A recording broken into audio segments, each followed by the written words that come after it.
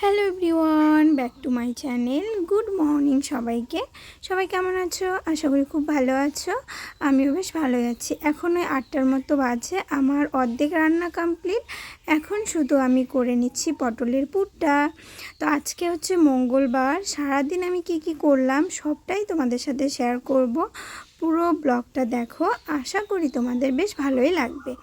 তো আমি ভাত করে নিয়েছি আর দেশি আলু ছুলে সাজনা ডাঁটা দিয়ে একটা তরকারি করেছি। আর এখন করে নিচ্ছি পটলের পুর। আর হ্যাঁ, এই পটলের পুর তোমরা কে কে পছন্দ করো অবশ্যই কমেন্টে জানাবে। আমার কিন্তু একদমই পছন্দ নয়, তবুও কি করব। আর এখন যেহেতু আমাকে করতে হয়, তাই একটু একটু খেতে খেতে ভালোই লাগে আমারও। তো এটা পছন্দ আমাদের বাড়ির সকলেরই, শুধুমাত্র আমি বাদ দিয়ে। তো আজকে পটলের পুরটা আমি করছি একটুখানি বেসন দিয়ে। অন্যদিন আমি লবণ আর হলুদ গুলে করি, তো আজকে বেসন দিয়ে করছি।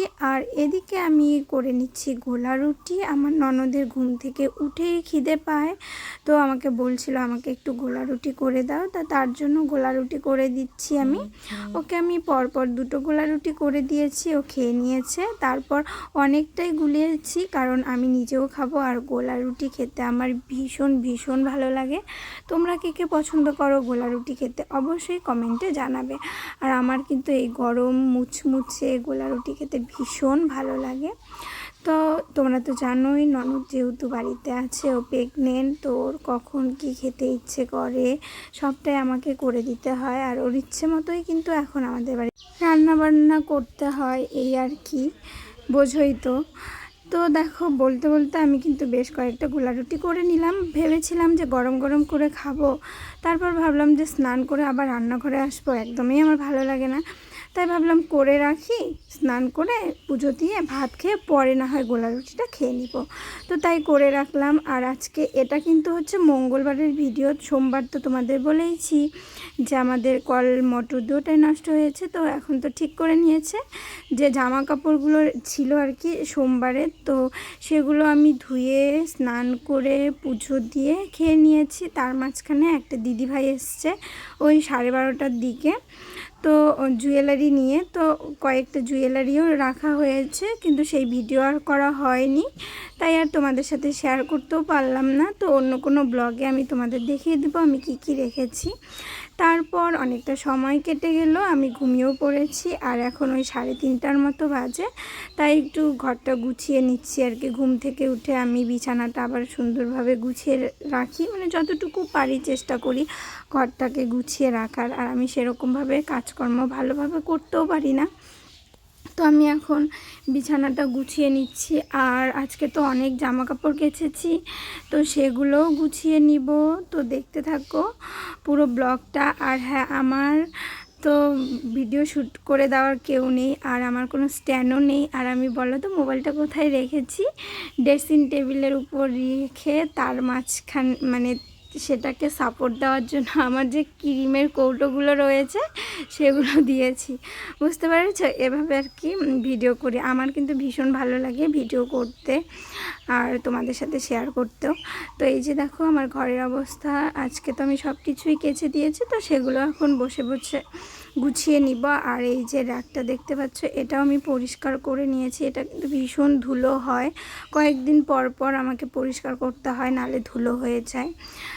তো এই যে দেখতে পাচ্ছ এখানে যে চুল রয়েছে, কেরির মধ্যে আমার যে চুল ওঠে সেগুলো আমি এখানে জমা করে রাখি। কিন্তু তোমরা ভেবো না যে আমি বিক্রি করি, আমি কিন্তু কোনো চুল বিক্রি করি না, আমি পরে এটা ফেলে দিই ভালো কোনো জায়গায় আর কি। তারপর দেখো এদিকে বিকালে আমার স্টুডেন্ট পড়তেও চলে এসছে, তো আমি ওদেরকে এখন পড়াচ্ছি। ওদের আবার এক্সাম রয়েছে, 3 তারিখ থেকে এক্সাম শুরু হবে। তো যেখানে 1.5 ঘন্টা পড়াতে হয়, ওদেরকে আমি 2 ঘন্টা 2.5 ঘন্টা পড়াই। তো আমার বেশ ভালোই লাগে পড়াতে, তো সে কারণেই আমি পড়াই। এখন ওই 5টার মতো বাজে। তো আমি সারাদিন কি করি না করি সবটাই তোমাদের সাথে শেয়ার করার চেষ্টা করি। তো তোমরা কিন্তু অবশ্যই কমেন্টে জানাবে আমার ভিডিওগুলো তোমাদের কেমন লাগছে।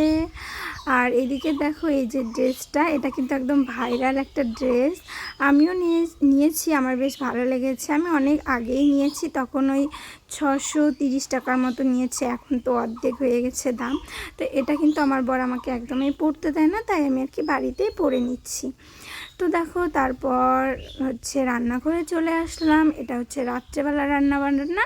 তো এখন ওই 9টার মতো বাজে। আমার ভাত অনেকটা আগেই হয়ে গেছে, কিন্তু আমি ওয়েট করছিলাম শ্বশুর বাবার জন্য। উনি হাটে গিয়েছে, মাছ নিয়ে এলো। তো আজকে তো শাশুড়ি ধরবে না, একাদশী যেহেতু ওনার, তাই আমি মাছটা কাটাই ছিল, ধুয়ে আর কি আঁশ ছেড়ে ধুয়ে নিলাম। আর মাছ ভাজার দিকে বসিয়েও দিয়েছি। আর অন্যদিন শ্বশুর বাবা আর কি গুছিয়ে দেয় না এই শাক সবজিগুলো। তো শাশুড়ি মা যেহেতু একাদশী, উনি তো আর রান্নাঘরে আজকে আসবেই না, তো সে কারণে শ্বশুর বাবাই দেখো ঝুড়িতে সবজিগুলো গুছিয়ে দিল।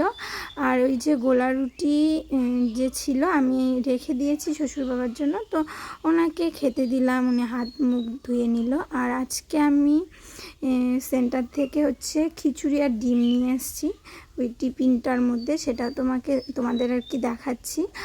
আর আজকে রাতে রান্না করেছি আলু আর ঝিঙে টমেটো দিয়ে ঝোল করব, মাছের ঝোল। যেহেতু আমি মশলা বাটতে পারি না, তাই কিন্তু গুঁড়ো মশলা দিয়ে রাত্রেবেলা রান্নাটা আমি করেছি। আর এদিকে দেখো কোয়াশ আমি ঝিরিঝিরি করে আর কি কেটে নিয়েছি। এই কোয়াশ ভাজা এইভাবে ঝিরিঝিরি খেতে কিন্তু ভীষণ ভালো লাগে, আমার ভালো লাগে। আর আমার বর তো একদমই পছন্দ করে না। তারপর শ্বশুর বাবা শাশুড়ি তো খাবে না, মানে ননদকে খেতে দিয়ে আমাদের ভাতটা আমি ঘরে সাজিয়ে নিয়ে এলাম। আর এই যে বললামই তো আমরা একটু লেট করে খাই, আর ননদের যেহেতু খিদে পায় ও টাইম মতো খেতে দিতে হয়। তো এই আমার রান্নার ফাইনাল লুক। খেতে যেমনই হোক, দেখতে কিন্তু দারুণ হয়েছে। আর তোমাদের সাথে শেয়ার করছি যে আমার 2টো ভিডিও ডিলিট করতে হয়েছে, কারণ কপিরাইট এসছে। মাঝখানে আমি 2-3 দিনের মতো ভয়েস ওভার দিয়ে তোমাদের সাথে ভিডিও শেয়ার করতে পারিনি। তো মিউজিক আর অ্যানিমেশন দিয়েছিলাম সেই ভিডিওগুলোতে, তো সেই কারণেই কপিরাইট দিয়েছে। তো সেগুলো আমাকে ডিলিট তো করতেই হবে। আর এই হচ্ছে আজকের ব্লগ ভিডিও। আমার সারাদিন কি করলাম সবটাই তোমাদের সাথে শেয়ার করলাম। তোমাদের কেমন লাগলো অবশ্যই কমেন্টে জানাবে। ভালো লাগলে লাইক কমেন্ট শেয়ার করবে। সবাই ভালো থাকবে ও সুস্থ থাকবে। টাটা সবাইকে।